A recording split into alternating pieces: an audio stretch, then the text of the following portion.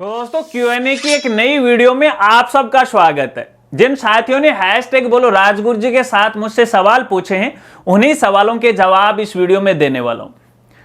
नमस्कार साथियों, मैं हूं आपका अपना साथी राजगुरु जी। तो चलिए दोस्तों, बिना किसी देरी के सीधे आपके सवालों की तरफ बढ़ते हैं।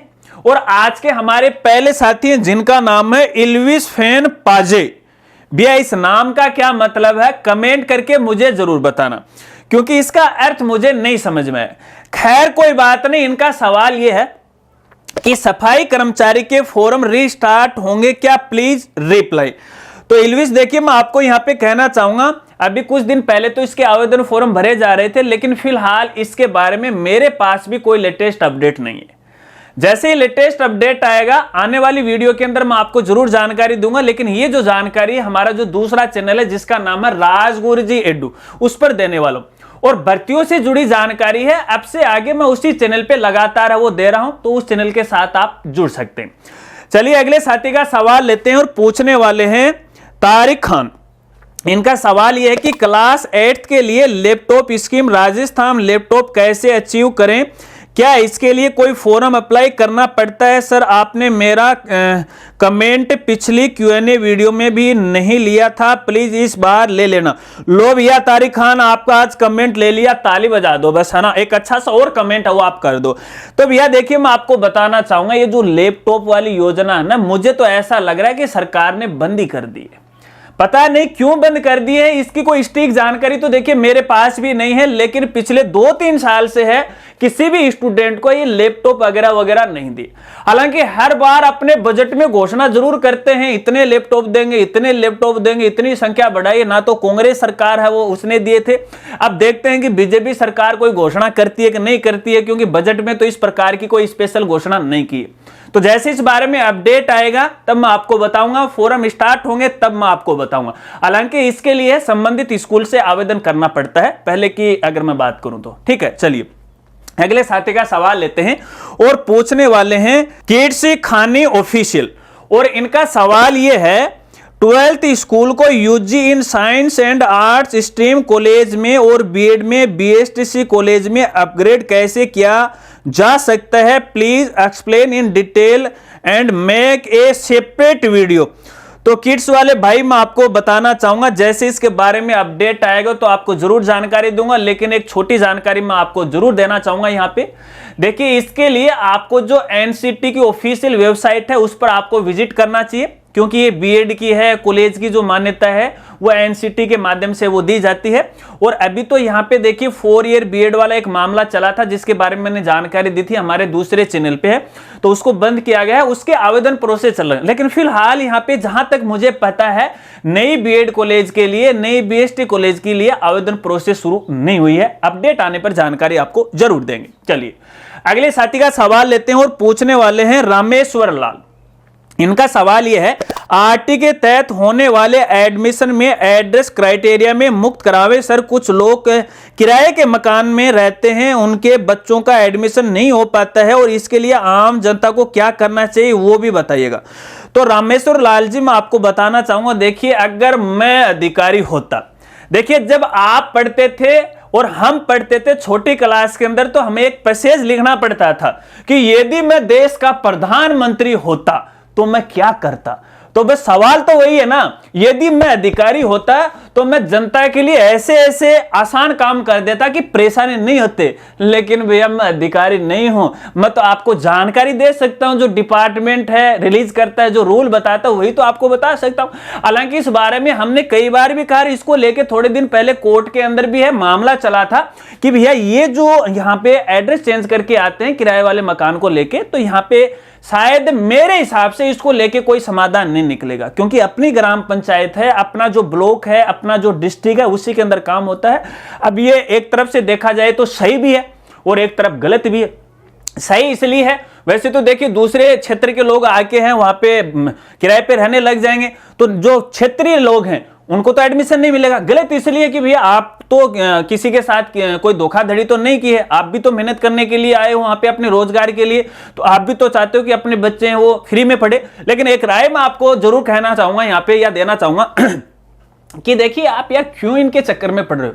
आजकल गवर्नमेंट स्कूल में भी अच्छी पढ़ाई होती है ना, तो उसमें भी सारा काम फ्री रहता। क्यों आरटी? क्योंकि इस आरटी ने सबको परेशान कर दिया। मैं तो यह कहूंगा कि बर्बाद कर दिया। पिछले 2-3 साल का मैटर तो इतना गंभीर हो गया, आपस में लड़ाई झगड़ा यही चल रहा है। इसको बंद कर दो बस, मैं तो ये कहूंगा। खैर कोई बात नहीं, अपडेट आएंगे तो जरूर जानकारी देंगे। चलिए अगले साथी का सवाल लेते हैं और पूछने वाले हैं आर्यन, और इनका सवाल यह है, सर कास्ट सर्टिफिकेट और बोनाफाइड सर्टिफिकेट को रिन्यू कैसे करते हैं, इस पर एक वीडियो बनाए ना सर प्लीज। तो देखिए आर्यन, मैं आपको कहना चाहूंगा, आपका जो मूल निवास है ना, अगर वो ऑनलाइन बना हुआ है तो उसको रिन्यू कराने की आपको कोई आवश्यकता नहीं। बस शर्ते वो जो मूल निवास से सर्टिफिकेट है आपके SSO ID के साथ जरूर लिंक होना चाहिए, अन्यथा आपको स्कॉलरशिप का लाभ नहीं मिलेगा। रही बात यहां पे कास्ट सर्टिफिकेट की, तो देखिए इनमें रिन्यू का कोई प्रोग्राम नहीं होता है कि आप इसे रिन्यू कराओगे। जब भी आपकी वैलिडिटी खत्म हो जाती है तो फिर से आपको एक नया फ्रेश ही एप्लीकेशन फॉर्म भरना पड़ता है और नए बनवाना पड़ता है। तो आप नए के लिए आवेदन कर दो, वो रिन्यू हो जाएगा, ठीक है ना, पिछले के आधार पे। किसी मित्र से जाएगा या फिर अपने खुद के SSO ID से भी आप कर सकते हैं, कहीं जाने की आपको आवश्यकता नहीं। इसके लिए हमारा जो दूसरा चैनल है ज्ञान कामना यूट्यूब चैनल, उस पर वीडियो है, सर्च कीजिएगा caste certificate SSO ID by ज्ञान कामना, तो हमारा वीडियो आ जाएगा, उसमें पूरी प्रोसेस मैंने बताई है। चलिए अगले साथी का सवाल लेते हैं और पूछने वाले हैं RJ09 श्री सावलिया जी। इनका सवाल यह है कि मेरा सवाल है कि हमारे पास बहुत पुराना गैस कनेक्शन है जो काफी टाइम हो गया है, क्या हमें पुराना गैस कनेक्शन को बंद करके उज्ज्वला योजना के अंतर्गत महिला के नाम से PM उज्ज्वला योजना में नया गैस कनेक्शन मिल सकता है क्या? तो RJ9 वाले मैं आपको यहां पे बताना चाहूंगा, देखो भैया, जिनको पहले मिल गया है तो उनको दोबारा नहीं मिलता। अगर आप यहां पे गैस कनेक्शन कटवा भी देते हो तो ऑन रिकॉर्ड तो वो रहता ही है। फिर भी देखिए मैं आपको एक निजी जानकारी देना चाहूंगा, इसके लिए आपका जो गैस एजेंसी वाला जो भी साथी है उससे इधर उधर बातें करके है आपका समाधान निकल जाएगा। इशारे में समझ जाओ, सारा काम होता है, ठीक है। चलिए अगले साथी का सवाल लेते हैं और पूछने वाले हैं दीपक शर्मा। इनका सवाल यह है, सर 2024-25 से कक्षा 1 से 10 तक सिलेबस चेंज होगा या नहीं?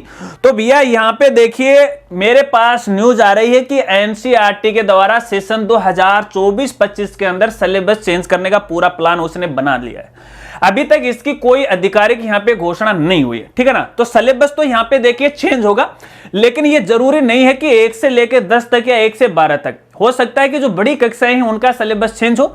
जैसे इसके बारे में कोई ऑफिशियल न्यूज आएगी तो आपको जरूर जानकारी दूंगा। बहुत सारे ऐसे स्टूडेंट हैं जो लगातार बोल रहे हैं कि सर सिलेबस के बारे में बताओ, सिलेबस के बारे में बताओ। अरे क्या बताऊं, जब मेरे पास ये जानकारी नहीं तो गलत जानकारी दे दूं आपको। मैं व्यूज पाने के लिए काम नहीं करता हूं। आप वेट कीजिएगा, अपडेट आने पर जानकारी देंगे। चलिए अगले साथी का सवाल लेते हैं और पूछने वाले हैं आर्यन महिला, और इनका सवाल यह कि सर NEET 2024 के एप्लीकेशन फॉर्म भरने चालू हो गए क्या? अरे हो गए आर्यन जी, हो गए, 9 फरवरी से हो गए और 9 मार्च तक चलने वाले, 1 महीने का समय आपके पास बचा हुआ है। और आपने मुझे याद दिला दिया, अब इसके लिए हमारा ज्ञान कामना यूट्यूब चैनल, उसके आवेदन फॉर्म भरने की पूरी प्रोसेस आपको बता दूंगा। कोशिश करेंगे कल ये वीडियो बना ही डालें, ठीक है। चलिए अगले साथी का सवाल लेते हैं और पूछने वाले हैं सुमित्रा खांडवा। इनका सवाल यह है कि सर खाद्य योजना के फॉर्म कब से स्टार्ट कर रही है गवर्नमेंट?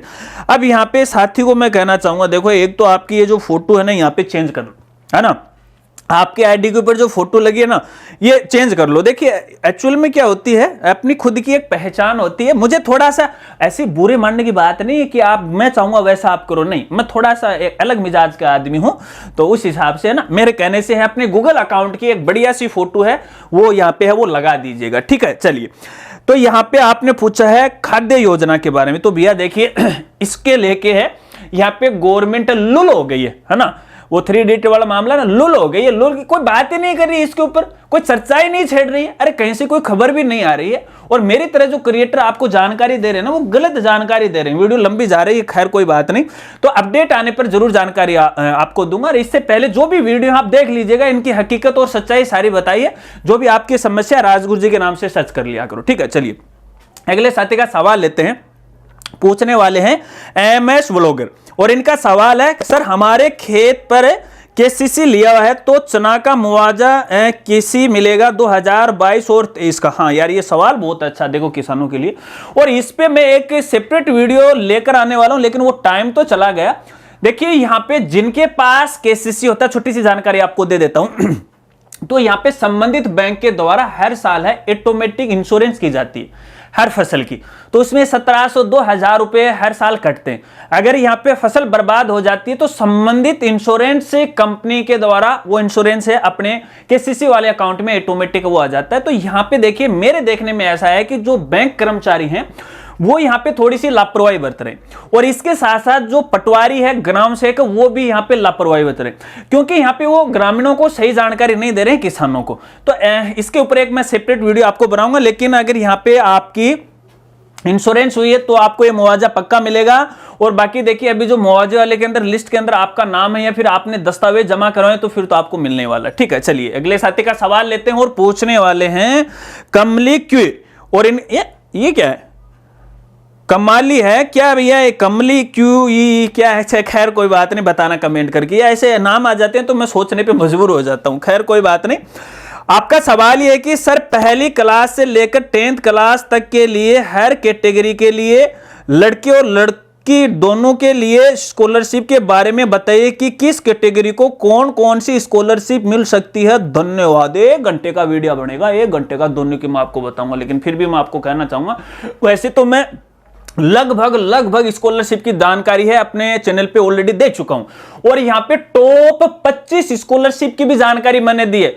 हो सकता है कि शायद आप हमारे साथ नए जुड़े, लेकिन फिर भी आपको कहना चाहूंगा यूट्यूब पे जाइएगा अभी भी, और जाने के बाद वहां पे लिखिएगा top scholarship 25 scholarship by Rajguru ji, आ जाएंगे, उसमें ज्यादातर मैंने बता दिए। ठीक है, चलिए अगले साथी का सवाल लेते हैं, और सवाल तो यहां पे कंप्लीट हो गए, वीडियो भी काफी लंबी हो गई। आशा रखता हूं कि आपके सवालों के जवाब आपको मिल गए। अगर वीडियो जानकारी आपको अच्छी लगी हो तो वीडियो को लाइक कीजिएगा, और हो सके तो दोस्तों के साथ शेयर कर दीजिएगा। वैसे करते तो होने, हर बार बोलता हूं, मेरा तो काम है बोलने का।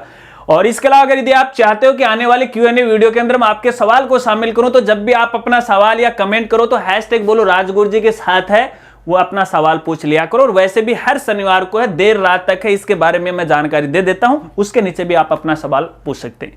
मिलते हैं फ्रेंड्स अगली एक नई वीडियो के साथ, लेकिन इससे पहले कुछ साथियों से हाथ जोड़ के माफी चाहूंगा। कह सकते हैं कि सर हमारा Q&A नहीं लिया, क्वेश्चन नहीं लिया, तो देखिए यार, देखिए सवाल तो मैंने शायद तकरीबन ये 10-11 हुए होंगे, वीडियो देखो कितनी लंबी हो गई। तो खैर कोई बात नहीं, यहाँ पे जो इंपॉर्टेंट सवाल होते हैं सबके लिए वो लेता हूं और जानकारी देता हूं, आपका भी मौका आएगा, वेट कीजिएगा। मिलते हैं फ्रेंड्स अगली एक नई वीडियो के साथ, तब तक के लिए जय हिंद, जय भारत।